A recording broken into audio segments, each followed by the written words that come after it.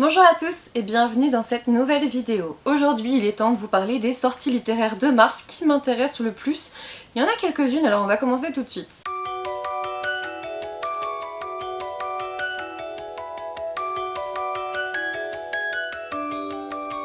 Comme d'habitude, j'ai prévu ma petite anti-sèche. J'ai prévu de vous parler de 16 romans, c'est moins que certains mois, mais vous allez voir, il y a des sacrées pépites, je pense, qui vont arriver. Le premier roman que j'ai très envie de découvrir, et je pense que je vais me le précommander, c'est La fin des hommes de Christina Sweeney Baird aux éditions Gallmeister. Dans ce roman, on est en 2025 et on a une maladie qu'on appelle le fléau qui ne touche que les hommes. Bientôt, bien sûr, les pères, les fils, les frères vont tous mourir et il n'y a plus que les femmes pour essayer de comprendre la situation. Je pense qu'on est dans un roman plutôt féministe par sa thématique, qui ira très bien avec le challenge Mars au féminin de Flo & Books, donc de Florence. Pour le coup, j'ai très envie de le lire, je pense qu'on en reparlera sur cette chaîne, vraiment. Ensuite, j'ai noté un roman chez Charleston, vous verrez, je crois que j'en ai noté au moins 2 chez Charleston ce mois-ci. Il y a Les héritières de Lovenhof, je crois, de Corinna Baumann. Là pour le coup, l'histoire se passe à Stockholm en 1913 et au décès de son père, on a la jeune Agneta, j'ai pas très bien écrit, je crois qu'elle s'appelle Agneta. Elle doit retourner sur le domaine de Lovenhof et prendre la direction du haras, tout simplement. Donc elle va retrouver le titre de noblesse, la vie luxueuse, tout ce qu'elle avait fui en fait en se barrant de ce même domaine il y a quelques années, mais voilà, il n'y a pas le choix. J'ai assez envie de le découvrir. En plus, comme l'histoire se déroule en 1913, je me dis est-ce qu'il va pas y avoir une petite ambiance à la Downton Abbey que j'ai adoré. Peut-être, je sais que La Villa aux étoffes l'est. Là on est encore chez Charleston avec un roman qui me fait penser à ça. J'attends de voir, ça me fait quand même bien envie. Je crois que je l'ai demandé à Charleston. Il me semble que je l'ai demandé lorsqu'il a fallu cocher dans le catalogue, mais on verra si je le reçois ou pas parce que à chaque fois je sais plus après. Ensuite j'ai noté l'apparition de Americas de Ludovic Manchette et Christian Niemiec, et là pour le coup je l'ai noté. Alors je pense que je vais pas le découvrir, je vais d'abord découvrir leur précédent roman qui était Alabama 1963, mais je l'ai justement noté parce que ce précédent roman a eu un franc succès et je suis sûre que ça va intéresser beaucoup d'entre vous. Là pour le coup de mémoire on est en 1973, c'est ça, et on est sur une histoire de road trip initiatique aux USA. Je vous avoue que ça m'attire moyen, pour le coup je veux vraiment découvrir Alabama 1963 que j'ai je crois 2 fois, c'est ce qu'on avait vu dans le bookshelf tour, je crois que je l'ai 2 fois. Dans tous les cas je veux le découvrir et puis on verra bien, j'espère voir les premiers avis quand même pour me faire une idée. Ensuite j'ai noté le tome 2, je vous sors le tome 1, donc des chroniques oubliées d'Hyperion de Lina Deranor. Donc le tome 1 c'était La Fureur des Rapaces, le tome 2, j'ai pas noté le sous-titre, désolé, aux éditions Inceptio. Dans le tome 1 on vous disait qu'on était dans un monde à 4 continents qui se voue une haine féroce et peut-être un côté guerre, voilà. Je l'ai pas encore lu mais vu que le tome 2 sort, et je suis très contente qu'il sorte du coup parce que je vais pouvoir lire les deux et ça c'est chouette. On est sur du 500 pages pour le tome 1, donc à voir pour le tome 2. En tout cas j'avais adoré la mise en page, donc hop je vous montre ça. On avait une petite carte et puis hop, je vous montre pour au cas où vous n'auriez pas découvert vous non plus le tome 1. Voilà, les en-têtes de chapitre étaient très chouettes je trouve avec ça là sur le côté. Donc voilà, on est sur ça. J'espère que ça me plaira et que je pourrai découvrir le tome 2 assez vite du coup après le tome 1 vu qu'il va paraître bientôt.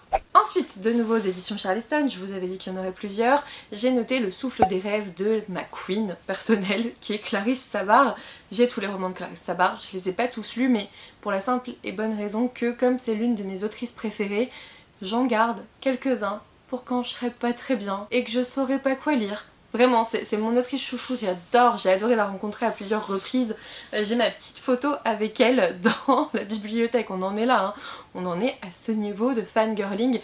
J'aime énormément Clarisse Sabard, ça a été l'une de mes découvertes coup de cœur. Et ça a été aussi, je le dis sans prétention aucune, mais j'étais extrêmement fière d'avoir mon nom en 4ème de couverture sur un de ses romans. S'il fallait que ça arrive avec une autrice, ça devait être elle en fait.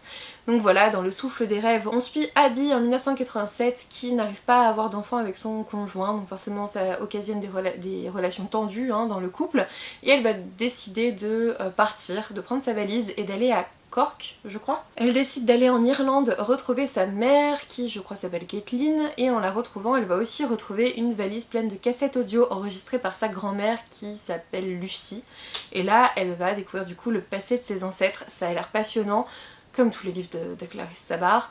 Au début, en lisant vraiment le début avec elle n'arrive pas à avoir d'enfants, il y a des tensions dans le couple et tout ça, ça m'intéressait pas, mais c'est en lisant la suite que j'étais très intéressée. Autant le début, bah forcément il y a un thème qui revient dans mon travail parce que je vois des gens dans ce cas-là, donc ça m'intéresse moyen.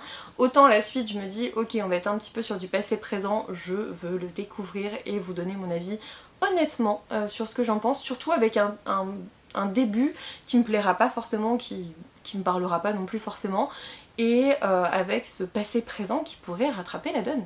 Ensuite j'ai noté la parution du roman Le Reflet Brisé de Nina Gorlier aux éditions Magic Mirror. Pour le coup je l'ai précommandé.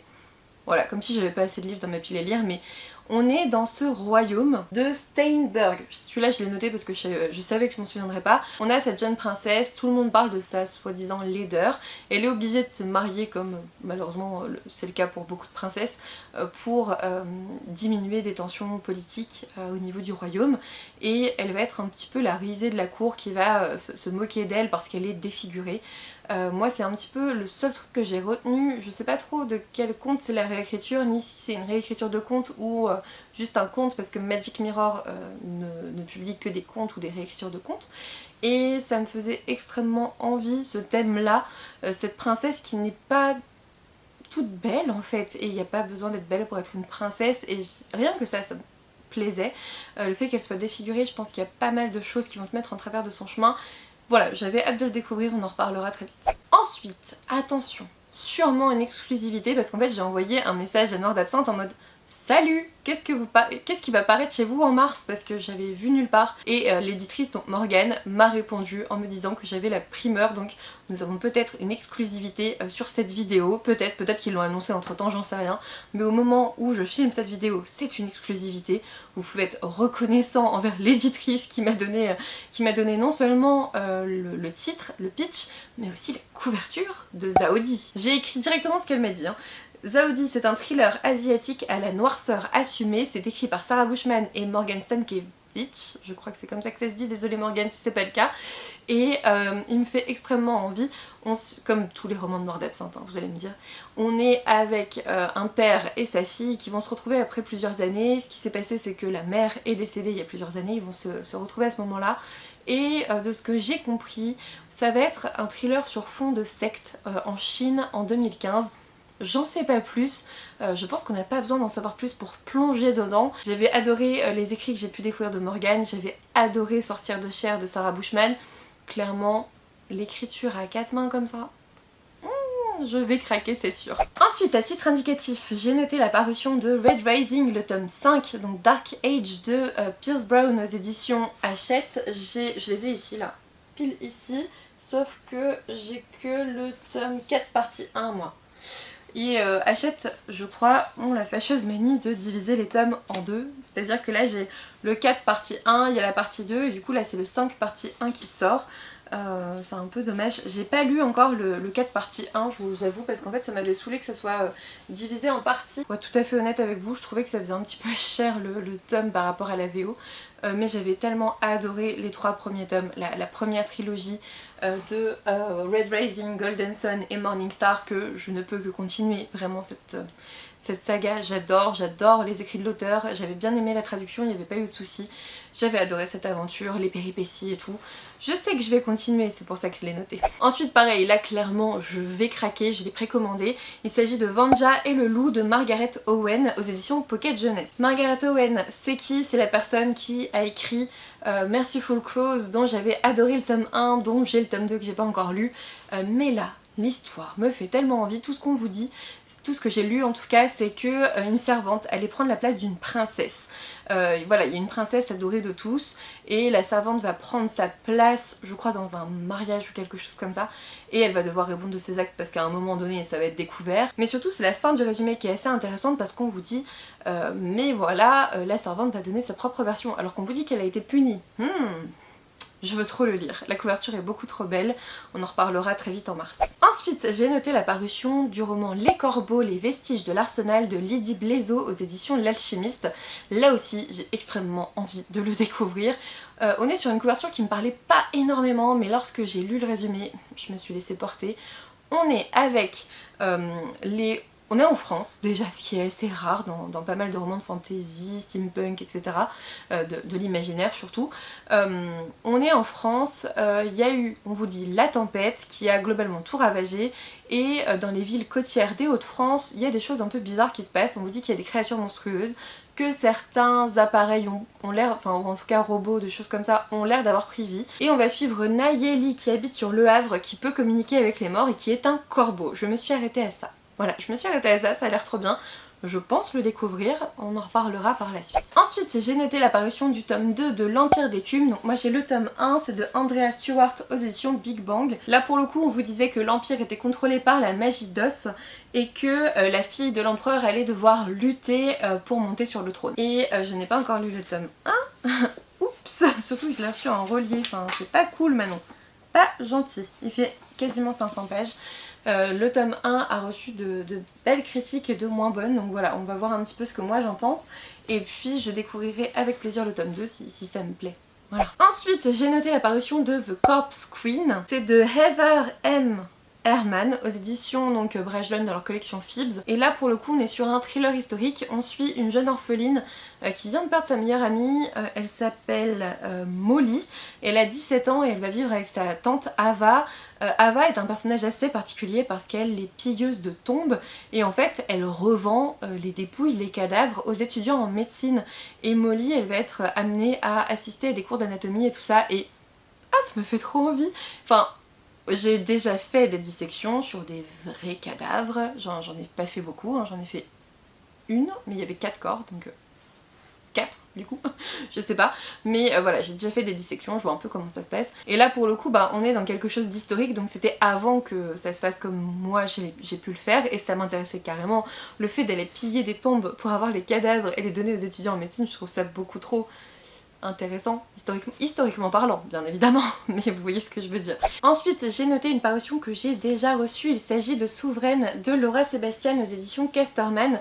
On est avec cette autrice qui avait écrit Ash Princess, donc là on est sur une nouvelle saga, on est sur un tome 1, oui, et on suit l'impératrice Margaro qui façonne ses filles depuis leur naissance. Éduquées dans l'art du mensonge, de la séduction et de la manipulation, Sophronia, Daphné et Béatrice n'ont qu'un objectif, épouser les héritiers des monarchies voisines et pousser les royaumes de Témarin, Frive et Célaria à la guerre afin que Margaro règne seule sur le continent. On a une impératrice clairement torturée, particulière, peut-être psychopathe. Donc on a cette impératrice qui va amener ses filles à conquérir les empereurs en face, les princes j'imagine, les héritiers des monarchies voisines, on vous dit. Ça a l'air beaucoup trop bien. Il fait 600 pages, hein. On est sur un beau bébé de 600 pages et il sort le 2 mars, donc bientôt finalement, début du mois. Je vais me le faire, en plus je l'ai reçu donc voilà, je vais me le faire. Il a l'air extrêmement bien, j'ai trop hâte de le découvrir, vraiment trop hâte. Ensuite, alors là on est sur un roman, franchement ça tient du miracle vraiment, c'est un roman que j'ai lu en VO et qui va être traduit en français et je l'ai lu en VO avant qu'il ne soit traduit, c'est absolument incroyable. On est sur La Reine des Ombres de Trisha Levenseller et c'est aux éditions Stardust, c'est la nouvelle collection de Hugo Roman. Moi je l'ai lu, je vous le montre, hein, je l'ai lu en VO, donc je l'ai lu sous The Shadows Between Us, donc toujours de Trisha Levenseller, et je ne sais pas si vous verrez tous les petits signets que j'ai pu mettre dans ce livre, il y en a plus de 10, il y en a 1, 2, 3, 4, 5, 6, 7, 8, 9, 10, 11, 12, 13, 14, 15, 16, 17, 18, 19, 20, 21, 22, 23, 24, 25. J'ai mis 25 signés dans ce roman. Je crois que c'est un de mes romans favoris en VO. J'ai adoré cette histoire. Je ne sais pas du tout ce que ça va donner avec la traduction. Je peux pas vous dire oh là là le roman français va être génial. J'en sais rien. Tout va dépendre de la traduction. Parce que vous savez, c'est ce genre de romance où vous avez haters to lovers globalement un petit peu. En fait, on est dans cette histoire avec Alessandra qui a très envie d'être à la tête de l'Empire et qui a un plan très précis dans sa tête. On vous disait en anglais, attendez je vais le retrouver, 1. Séduire le prince des ombres, enfin le roi des ombres, 2. Se marier avec lui, 3. le tuer et prendre son royaume. Voilà, elle est extrêmement déterminée depuis le début, Alessandra, et j'avais adoré cette histoire. Franchement, je suis capable de me le relire en VO. Je vais pas me le prendre en français parce que je pense que la traduction ça perd toujours un petit peu de la saveur de la plume de l'auteur. Et puis, j'ai peur que ça devienne un peu gnangnan. Parce qu'il y a des trucs qui, pour moi, au niveau de la romance, passent en anglais et passent plus du tout en français. Je pense que ça, c'est vraiment selon la sensibilité de chacun, mais moi, ça fait souvent ça, donc voilà. En tout cas, je vous le conseille, si vous ne pouvez pas lire en anglais, mais tentez-le en français. J'avais adoré cette histoire. On était avec... Je vous en ai parlé, je pense, à un moment donné, en update lecture, dans une vidéo l'an dernier ou l'année d'avant, je sais plus quand je l'ai lu. Mais on est avec ce personnage principal qui est extrêmement déterminé, extrêmement froid, extrêmement sombre. J'avais adoré cette histoire. Voilà, vraiment, je vous le conseille de tout cœur. Ensuite, deux derniers romans, ce sont du contemporain. J'ai noté à titre indicatif la prochaine parution de Serena Giuliano aux éditions Robert Laffont. C'est Sara Percetiamo. Je n'ai pas fait italien du tout, je suis désolée. Ça veut dire c'est sans doute parce que je t'aime. J'avais lu le résumé et il m'intriguait pas plus que ça. Pour être tout à fait honnête, j'ai bien aimé les deux derniers romans de Serena Giuliano que j'ai lus, mais celui-ci me parlait pas trop, donc je pense pas le découvrir avant de voir les premiers avis en tout cas tomber dessus. Et puis il y a le prochain roman d'Agnès Martin-Lugan qui paraît aux éditions Michel Lafon. Celui-ci j'ai trop envie de le découvrir, j'espère que ça sera le cas parce que j'ai pas trop de nouvelles de Michel Lafon là-dessus, donc nous allons voir si je le reçois un jour ou pas. Mais on est avec une femme, on vous dit qu'il y a une femme aux portes de la mort et un homme incapable d'en finir avec la vie, donc j'imagine qu'il y en a une qui est obligée de bientôt mourir et l'autre qui veut mettre fin à ses jours peut-être. Voilà, c'est ce que j'en ai compris. Le thème m'intéresse tout particulièrement, j'ai trop hâte de le découvrir, ça c'est sûr. Voilà, c'est maintenant terminé pour cette vidéo des sorties littéraires de mars qui m'intéressent. Pour le coup, je pense être intéressée plutôt par 3 livres que je vais me prendre et puis d'autres que j'ai déjà peut-être demandé. On verra bien si je les reçois. En tout cas, j'espère que cette vidéo vous a plu. N'hésitez pas à me dire si vous avez repéré d'autres sorties littéraires en mars que je n'aurais pas notées. Peut-être que je suis passée à côté, peut-être qu'ils ne m'intéressent pas, mais peut-être que d'autres pourraient m'intéresser. Donc n'hésitez pas à me donner votre petite liste en commentaire. Un petit pouce bleu, un abonnement si ça n'est toujours pas fait, ça me ferait super plaisir. Et puis moi je vous dis à bientôt pour une nouvelle vidéo. And we ain't got nothing, gotta do something, get it right.